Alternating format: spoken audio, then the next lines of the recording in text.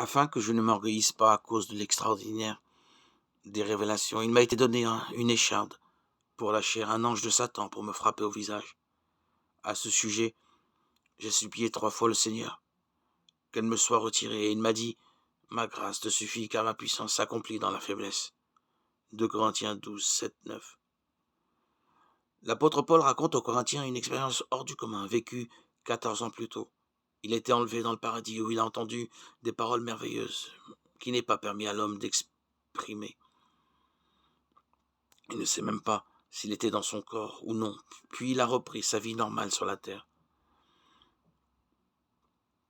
De cette expérience extraordinaire, l'apôtre Paul aurait pu tirer quelques orgueils. Aussi Dieu prévient ce danger en permettant que Paul ait un handicap pénible, mais destiné à le maintenir dans l'humilité.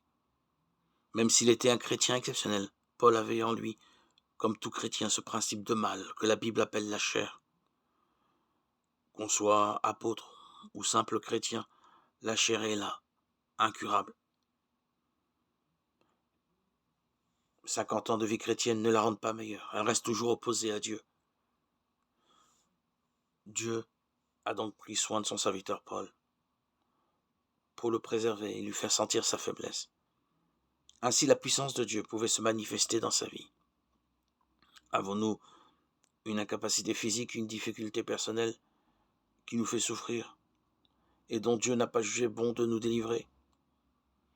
Soyons certains qu'il a ses raisons. C'est peut-être justement par ce moyen qu'il veut manifester sa propre puissance dans nos vies.